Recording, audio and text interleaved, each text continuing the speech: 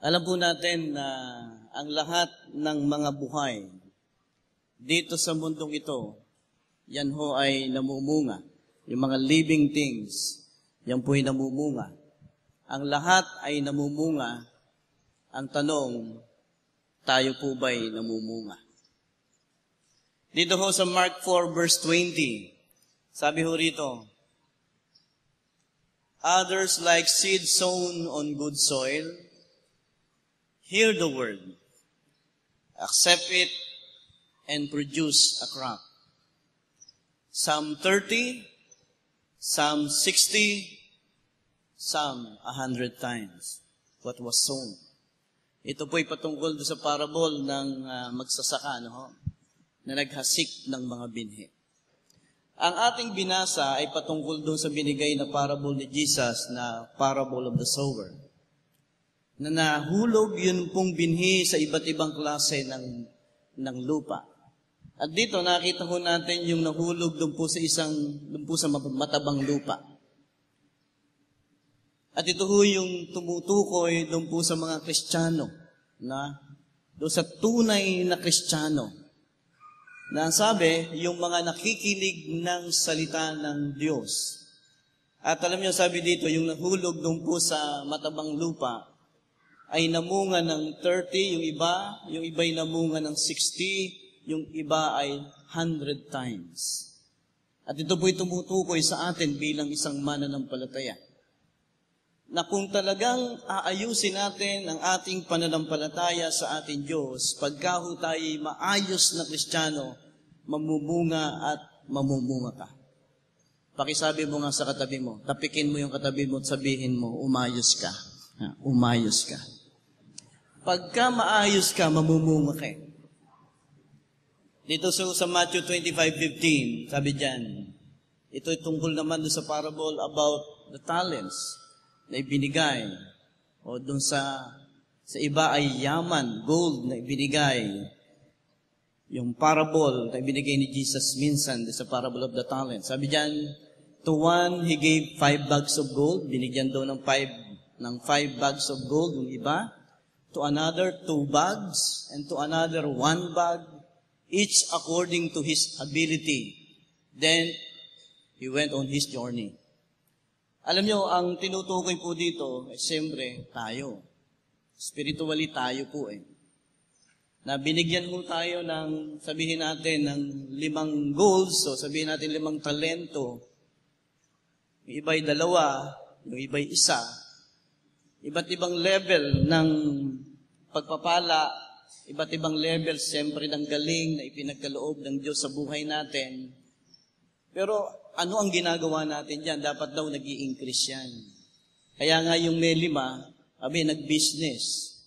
Umani, nag-increase ng 5. Yung 2, nag-business din. Nag-increase din ng 2. Pero ang problema, yung 1, walang ginawa, itinabi lang.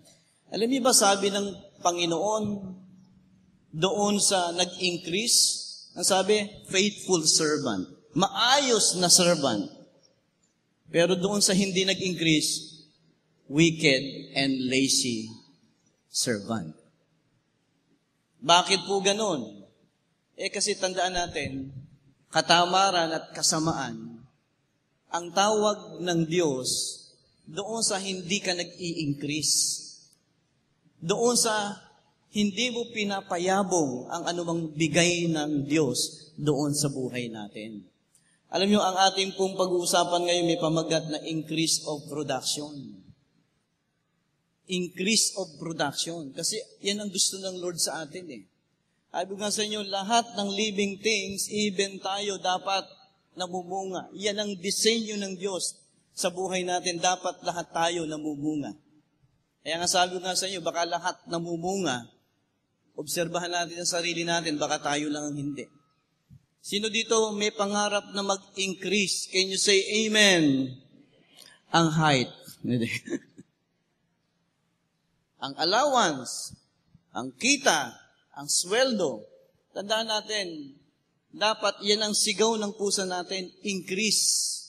Sa isang pamilya na nga lang Dapat ang sigaw natin talagang increase Pagkain na lang sa pang-araw-araw, dapat meron tayong sigaw na increase. Tapos may mag-aaral pa. At talagang kailangan natin ng increase. Ito mo, mga nanay, nagtatrabaho na ngayon, minsan. Bakit? Hindi kaya ni tatay. Talagang kinakailangan natin ng increase. Whether you like it or not, tandaan mo, nandun ang demand ng increase. Tandaan natin, habang tumatagal ang buhay, may demand ng increase. Even ang church tayo. Habang tumatagal tayo sa ating edad bilang tigataytay New Life, ay dapat meron tayong increase. Dapat may increase na nagaganap sa atin. Okay, sabihin nga, increase attendance dapat. Paano mag-i-increase ang attendance? Dapat kayong mga cell group leader, at kayong mga cell group member, pagka may nawawala sa inyong mga member, hindi umattend, dapat pinapalo up yan. At hindi lang yon, dapat nag-iimbita ng mga bago. Doon tayo mag-i-increase. Sino dito mag-iimbita ng bago next Sunday? Can you say amen? Talagang Hindi, pero alam ko may desire kayo sa puso nyo eh. Ayaw nyo lang tiyakin. Ayaw nyo tiyakin. Pero alam ko may desire kayo sa puso nyo. I do believe, kasi dyan tayo mag-i-increase. Diba? May mga natatag tayong mga churches sa ibang lugar. Pero dapat may challenge tayo. Pag kami nawala, dapat merong nadadagdag. Sino naniniwala, may idadagdag ang Lord sa atin? Can you say, Amen? Tapikin ng sa, alam mo pala, ha? Alam mo pala, ha? Tapikin ng katabi, alam mo pala, Tandaan natin, dapat may increase of production, even sa church. Dito, kailangan natin na mag-increase ang giving natin, di ba? At alam niyo ba ang pag-increase ng giving? Siyempre, ang dalangin natin, ang dalangin ng mga leaders ng church na ito, mag-increase ang production ng bawat miyembro. Kasi pagka nag-i-increase ang production ninyo, nag-i-increase din ang giving ng church na ito. At yung mga layunin ng Lord sa iglesyang ito ay madali ho nating magagawa. Tulad ho ngayon, meron tayong layunin na yung bubong ho natin, yung ating bubong ay ipagawa kasi napakatagal na yan. Mas matanda pa po sa akin yan. Matanda na ho yung bubong na yan. Kailangan ho nating ipagawa yan. At lalagyan natin ng long span. Siguro sa mga susunod na mga buwan, talagang magcha-challenge po tayo para sa ating bubong at kailangan na po natin yan. Sino dito yung pumupunta ka ng mall? Tapos ang dami mong nakikita. Kailangan mo naman. Nakita mo, kailangan ko yun Naku, kailangan ng asawa ko yun. Kailangan ng anak ko yun. Tapos may kasama ka. Sabi mo sa kasama, tara na. Bakit? Uwi na tayo. Wala akong pera. O yung pupunta ka ng mall, may calculator ka sa isip. Nakita mo yun. Mahal. Nakita mo, mas mahal. We need talaga yung increase ng production. Kasi hindi naman luho, May kailangan talaga tayo sa ating pong buhay. So, yung pong pag-i-increase ng kailangan natin ng increase of production. Dapat po may pangarap tayong mag-increase. Marami ho bumabagsak na lang sa survival mentality. Ayaw ng mangarap ng increase of production. Gusto nilang ay doon na lang yung level na yun. No! Tandaan mo, kasama mo si Jesus. Ang gusto ni Jesus, mag-increase ka. Alam niyo bang nung putungan ng mga sundalong Romano, nang tinik si Jesus dito? Alam niyo ba kung ano yung tinik? Ang tinik, yan po ay curse of the ground. Yan yung time na nagkasala si Eva at si Adan. Nung nagkasala si Eva at si Adan, nasabi, yung mga tinik na yan na nasa ground, Adan, mahihirapan ka dyan. Curse yan Sa iyong pagtatrabaho, mahihirapan ka riyan. Pero alam nyo, hindi alam ng mga sundalo nung putungan nila ng koronang tinik ang ating Panginoon, yun ay simbolo na yung curse of the ground, yung hirap sa pagtatrabaho, yung trabaho ka ng trabaho, wala namang kita. Trabaho ka ng trabaho, hindi ka nag-i-increase. Business ka ng business, hindi ka nag-i-increase. Yun ay tinubos ng Panginoon, yung curse of the ground, yung curse sa pagtatrabaho. Sapagkat nung iputong ang koronang tinik sa ating Panginoon, yun ay tinuluan ng dugo ng Panginoon at ang blood ni Jesus ay tinubos yung curse ng trabaho ka ng trabaho pero walang nangyayari sa'yo. Kaya alam nyo, ngayon, dahil dyan sa redemption na yan na Lord's, pwede ka na mag-business. Pwede ka na magtrabaho. At sinasabi ko sa'yo, pag nagtrabaho ka, pag nag-business ka, kasama mo ang Panginoon, magkakaroon ka ng increase. Bakit? Tinubos ng Panginoon ang bagay na yan. Ngayon, pag-usapan natin, how do we increase our production? Alam niyo, kasama ho ng ginawa ni Kristo sa krus ng Kalbaryo. Dapat, meron tayong parte. Sabi ko nga sa inyo, niredeem na ng Lord yan. Kaya pag kumilos tayo, sinasabi ko sa inyo, sa tulong ng Panginoon, you will increase your production. Empleyado ka. May kakayanan kang i-increase ang iyong production. Businessman ka. Pwede mong i-increase ang iyong production. Estudyante ka. Pwede kang makatapos. Ngayon, papaano? How to increase itong production ho natin? Una, dapat meron kang believing heart. Sabihin mo nga sa katabi mo, maniwala ka, ha? Maniwala ka. Dapat may paniniwala ka. Okay, tanungin ko kayo.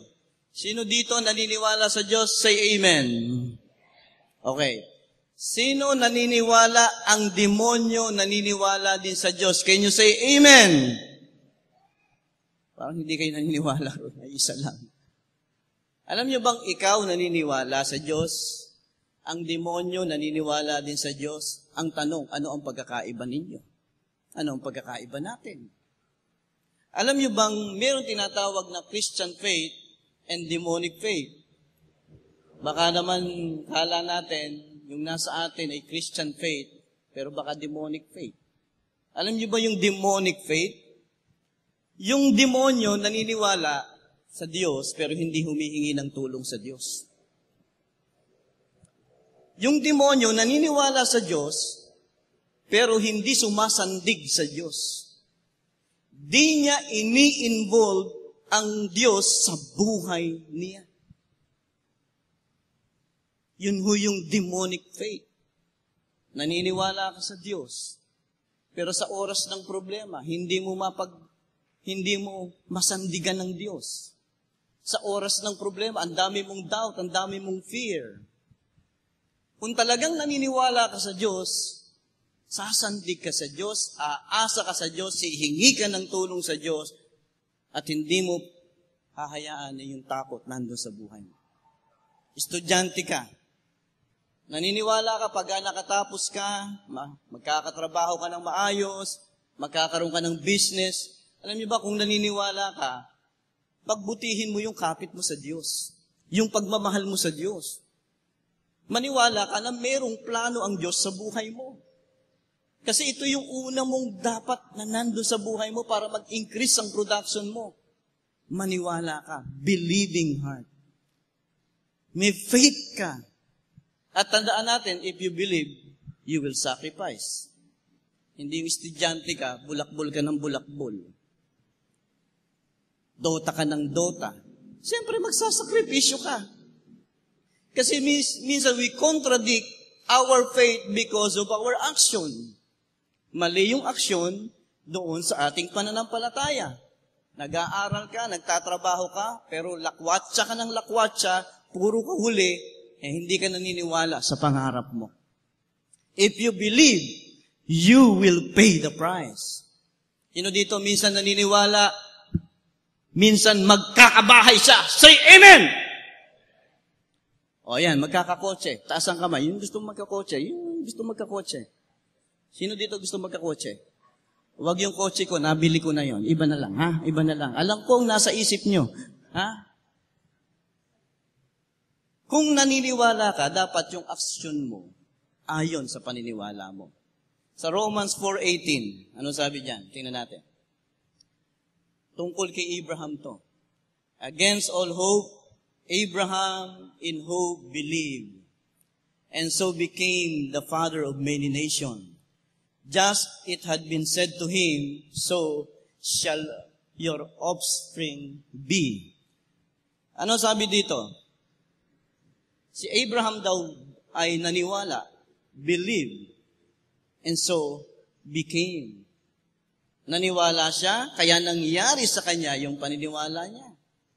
Ano yun? Maging father of all nations. Alam niyo bang mahirap ang sitwasyon ni Abraham? Sandaan na siya. Si Sarah, 90. Tanda na nila, menopause na si Sarah. Ang hirap ng sitwasyon ni Abraham. Pero naniwala ho siya sa Diyos. Nagmilagro ang Diyos. Alam mo, iniisip ko lang, siguro si Sarah, nung nagkaanak, kasi menopause na siya, matanda na siya. Aba, siguro medyo nagmilagro. Ang tingin ni Abraham kay Sarah ay napakaganda. Di ba? Parang pinabata ng Lord si Sarah sa paningin ni Abraham. Kasi, alam niyo kung hindi ganon, hindi lang menopause si Sarah. Si Sarah ay menopause. Pero hindi siya menopause. I do believe pinaganda siya ng Diyos sa tingin ni Abraham. Kaya nagkaroon ng Isaac. Ibig sabihin, may package yung miracle na yon. May milagrong nangyari sa kanilang buhay nung time na yon. Sinasabi ko sa inyo, God has the power to change your situation. Ang Diyos may kapangyarihan na baguhin ang anumang uri na sitwasyon natin, pangit na sitwasyon ng buhay natin. Kaya dapat pinalalago mo ang paniniwala mo sa Diyos. Ano yung sabi ng Bible sa James 1:7 and 8, basahin natin. Sabi dito, that person should not expect to receive anything from the Lord. Such a person is a double-minded and unstable in all they do. Sabi dito, wag double-minded. Yun daw may believing heart, dapat hindi double-minded. Estudyante ka. Wag kang gimmick ng gimmick. Kung talagang gusto mong makatapos, wag kang double-minded. Sinasabi ko sa inyo, walang matatanggap na maganda yung double-minded person. Kaya pag kami nag-aayaya sa iyo, estudyante ka, nagumimik ng gumimik, sabihin mo sa kanya, lumayas ka sa tabi ko. Hindi ka parte ng pangarap ko. Alam niyo ba, mga estudyante, mga youth, kinuwento sa akin ni Pastor Oriel. Alam niyo ba sa kanila, pagka estudyante ka, nag-aaral ka pa, bawal mag-boyfriend and girlfriend sa kanila. Ngayon, sabi niya, kung ikay pangit, pwede ka nang mag-boyfriend and girlfriend. Kasi pangit ka naman eh. Nagmamadali ka eh. Baka wala ka nang madatnan. Pero kung ikay maganda, mag-iintay ka. Kasi marami pa riyan. Ngayon, kung pangit ka, okay, pwede ka nang mag-boyfriend and girlfriend. Mga youth, sino dito yung pogi at maganda? Can you say amen? Ang dami, di ba? So, mag-iintay ka kung ano yung kalooban ng Lord sa iyo. Pero tandaan mo, ang tamang timing ng Lord ay yung ikay tapos na. Diyan talaga nire-reveal ng Lord yung para sa iyo. Yun ang right timing ng Lord, yung ikaw ay handa na. Sino naniniwala dito? May oras ang lahat ng bagay. Can you say amen? Yan. May oras ang lahat ng bagay. Pangalawa, right mindset. Right mindset. Una, believing heart. Pangalawa, right mindset. Yung tamang kaisipan. Pag right ang mindset mo, wala kang dapat takot.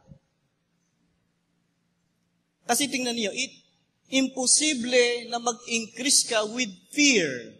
Bakit? Yung fear destroy creativity to increase your production. Alam niyo ba ang nagwawasak ng creativity mo na magtrabaho, mag-aral, mag-business, kumita ng pera, yung fear. Kaya pagka meron kang takot, wag mong i-entertain yan. Kasi ang takot, hihilahin ka niyan pababa.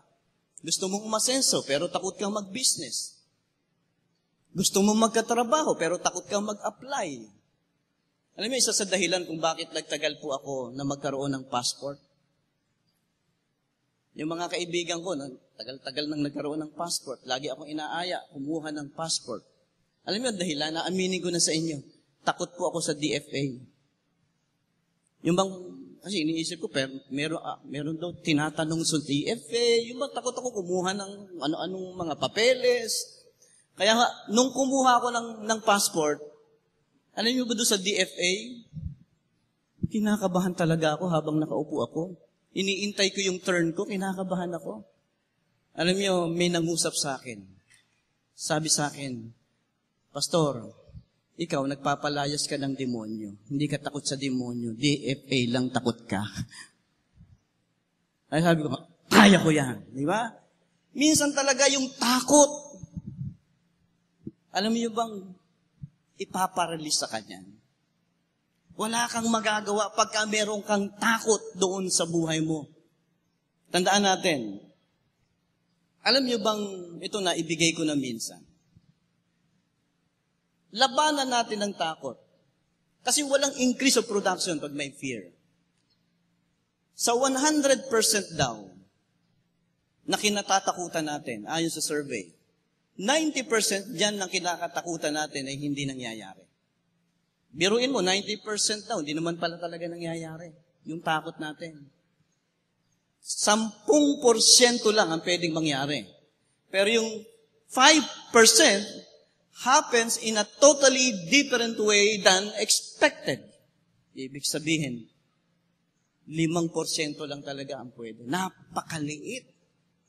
Yung takot ng mga disipulo na sila po ay lumubog nung oras na kasama nila si Jesus sa isang bangka, walang basihan. Bakit? Kasama nila si Jesus. Minsan talaga yung mga takot natin, walang basihan. Kaya dapat, yung mindset natin, tinatama natin yan. Inaalis natin ang takot. Itama ang mindset kasi minsan mali ang mindset mo eh. Estudyante ka, mahirap lang tatay ko, mahirap lang nanay ko. Hindi ako makakatapos. Chuck, no! Itama mo ang mindset mo, mayroon akong Diyos.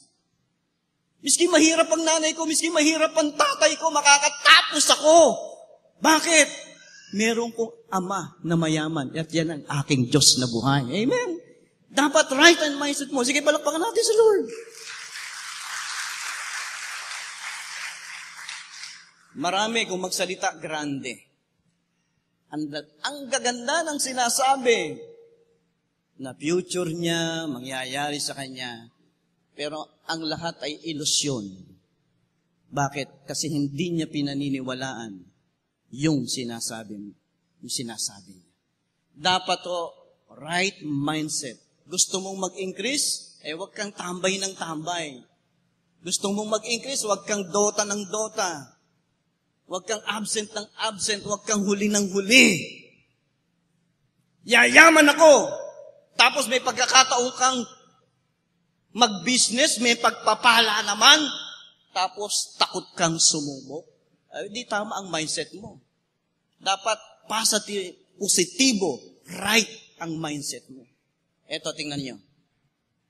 Kung ano ang pananaw mo, yun ang magiging galaw mo. Tamang pananaw, tamang galaw. Maling pananaw, maling galaw.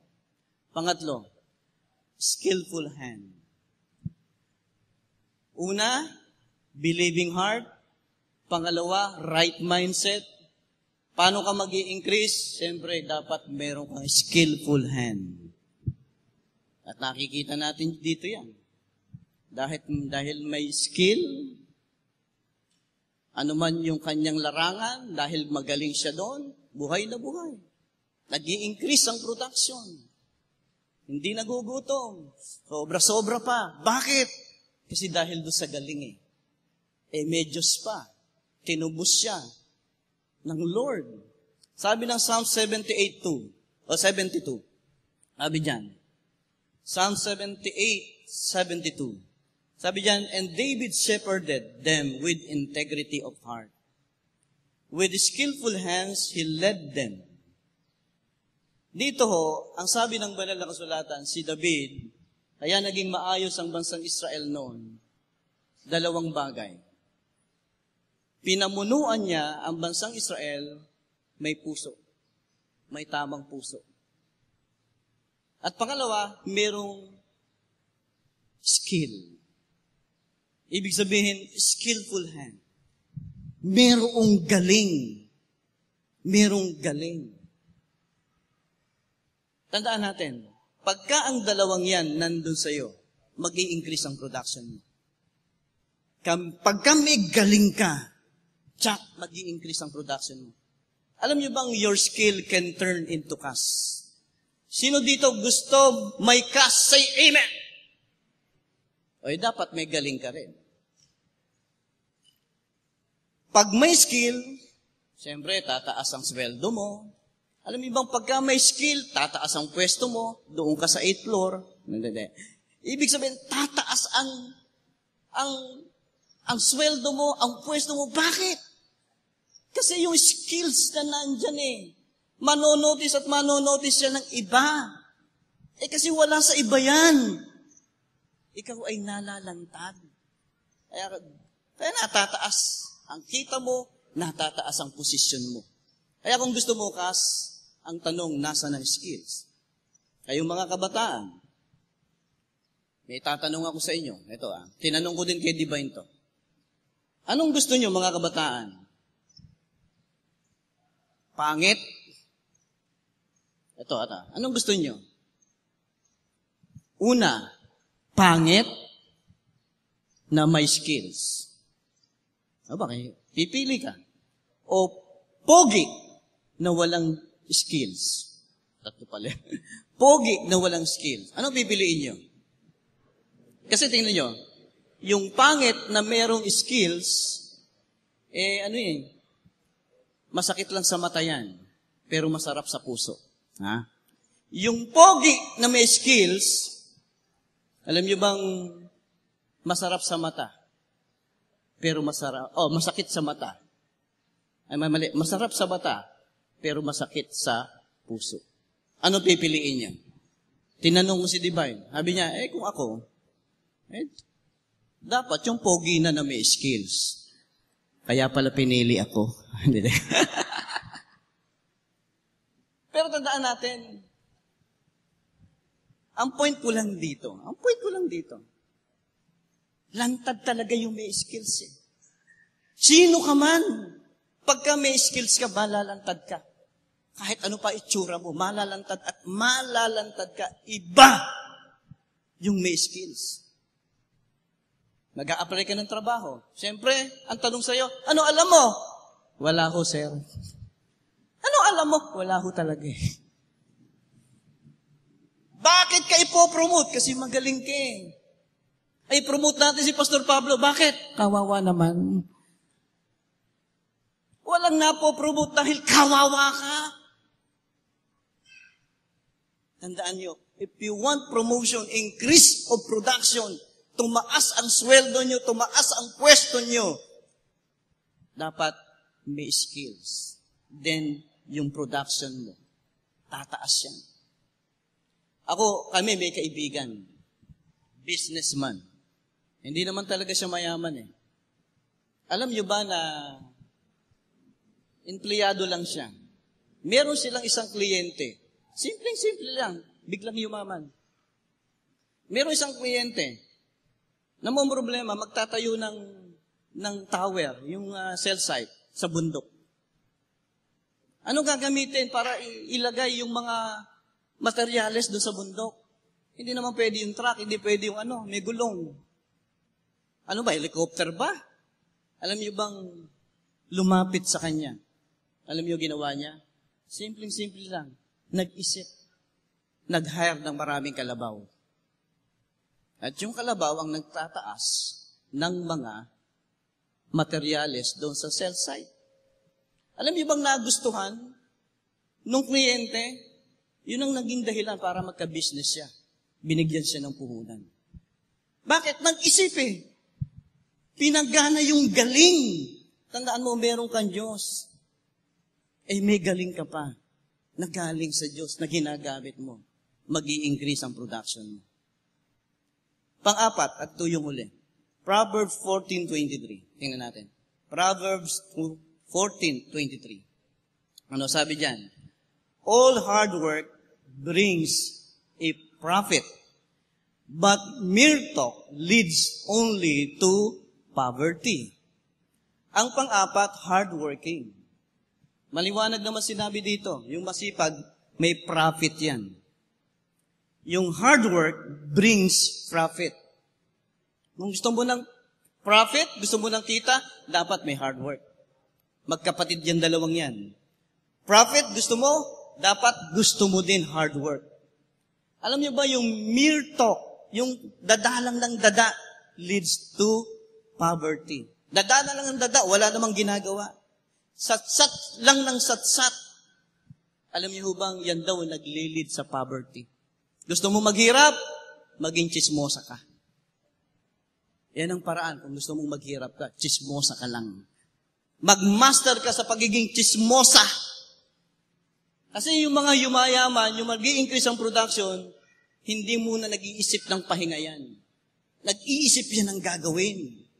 Isipin nyo na lang, di ba may mga lugar dito sa Pilipinas, umaga pa lang, makikita mo na yung mga tao nakatambay. Makita mo yung mga tao nandoon sa isang tabi, nag-chichismisan, naghihingatuhan. Di ba, naghihingatuhan. Paggising sa umaga, ganun pa rin, nakatambay, tapos maghihingatuhan. Sabi ni Mare, Mare, miss ka na ng kuto ko. Halika na, miss ka na ng kuto ko. Ganun na lang ng ganun. At meron namang ilang lugar sa bansang Pilipinas. Paggising pa lamang sa umaga, bihis na yan, pasok na sa opisina ng maaga. Talagang ang nasa isip kung ano yung gagawin, ang nasa isip kung ano yung mag-i-increase ang production niya. Kaya maaayos ang buhay. Tandaan natin, it takes hard work to grow. Marami kasi puro excuses para hindi makapagtrabaho. Ang daming dahilan sa trabaho kaysa magtrabaho. Tandaan mo yung hard work, buto yan. Aanihin mo yan. Wala pa akong nakitang hardworking na naghirap. Ang naghirap yung puro daldal lang. Yung bang ang dami-daming paliwanag, pero maraming pinadidilim. Yung bang paliwanag ng paliwanag, dumidilim naman ang buhay. Sipag at tiyaga, may pupuntahan yan. Maghasa ka ng skills mo, tapos sipagan mo. Ginagalingan mo na, sinisipagan mo pa, mag-i-increase ang production mo. Tandaan natin, increase of production doesn't happen without hard work. Alam niyo ba yung hard work, ito yung magta-translate. Meron kang plano, meron kang pangarap, meron kang purpose. Alam mo ba na hard work is what translate vision and ideas into results. Yan ang magdadala sa iyo sa isang magandang resulta sa buhay mo. Pag-aralan mo yung tinatawag na best of the best na mga tao. Isa lang ang matutuklasan mo sa kanila. They really do work harder than anyone else. Nagtrabaho sila ng kakaiba doon sa ibang mga tao. Hard work. Without hard work, nothing grows but weeds. Magsasaka po kami. Yung pamilya namin magsasaka. Nanay, tatay ko, pamilya niyan magsasaka. Tuwing bakasyon, umuwi ako ng probinsya. Pinagtatrabaho ko ng lola ko doon sa bukid. At alam niyo ba, tandaan natin, kung walang palay doon sa bukid, tsak ang nandun damo. Pero para magkapalay ka at magkaani ka, nakita ko yung hard work ng mga magsasaka, ng pamilya ko. Spiritually, ganyan din ang buhay. Ang tumutubo lang, without hard work, mga damo lang. Yung mga hindi natin pakikinabangan. Pwede ho bang tumayo tayo? Tayo tayo.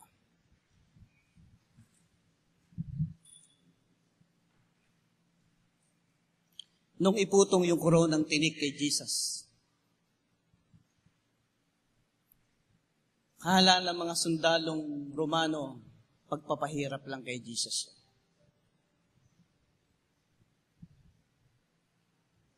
Yun ang nasa isip ng mga sundalong Romano.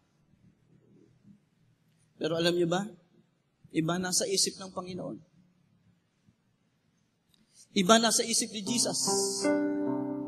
Ang nasa isip ni Jesus, yung sumpa na naranasan ni Adam. Ang nasa isip ni Jesus ay ikaw, natutubusin niya. Magkakaroon ng magandang future. Ang kikilala sa akin bilang Panginoon at sariling tagapagligtas. Alam niyo bang tiniis niya ang hirap ng tinik na yun? Hinampas pa siya ng tambo. Bumaon yung tinik na yun. Doon sa pinaka-bao ng ulo niya. Tiniis niya yung hirap. Tumulo ang dugo. And I do believe, ikaw ang nasa isip niya. Tayo ang nasa isip niya. Gusto niyang tubusin yung curse of the ground. Yung ikay trabaho ng trabaho, pero wala namang nangyayari sa buhay. Kaya nga ngayon, malaya tayo, wala tayong takot na magtrabaho. Wala tayong takot na gumawa, mag-business, mag-aral, sumubok ng mga bagay. Kasi alam natin, kasama natin si Jesus. May kasiguraduhan tayo sa Panginoon. Thank you, Lord. Lord, pagpalain mo po, Panginoon, ang lahat. Kasama, Panginoon, ang pagtubos mo sa amin. Bigyan mo sila ng believing heart. Bigyan mo sila ng right mindset. Lord, bigyan mo sila ng skillful hand. And then, matuto kaming magtrabaho, Panginoon. Hindi ho magreklamo, gumawa ng dahilan. Magtrabaho, Panginoon Jesus. Sino dito yung mga estudyante yung papasok ngayong June? Pwede bang pakitaas ang kamay? Students? Okay, pwede bang lumapit kayo dito sa unahan and we would like to pray for you. Sige po, lahat ng mga estudyante. Oh God. Pag-pray po natin itong mga estudyante ito. Kasi alam niyo bang sa pag-aaral po nila, doon magsisimula ang increase of production ng buhay mo nila. Oh Lord, yes, oh God. Bless them, oh God. Provide for them, oh God. Ikaw ang Panginoong Kristo mag-provide ng kanilang pangangailangan. Gastos, Panginoon, sa kanilang pagpasok. Maring meron dito, kulang pa yung matrikula. Provide for them, oh God. Gumawa ka sa kanilang buhay, Panginoong Jesus. At hayaan mo sa pasimulan ngayon ang kanilang pagpasok ngayon pa lamang. Ibigay mo na yung passion to study, O Lord. Yung passion, Panginoon, na mag-excel sa kanila pong mga eskwelahan. Huwag po silang umasa lamang, Panginoon, na basta-basta na lang na mag-aral, Lord. No. Hayaan mo magkalong sila ng pangarap na mag-excel.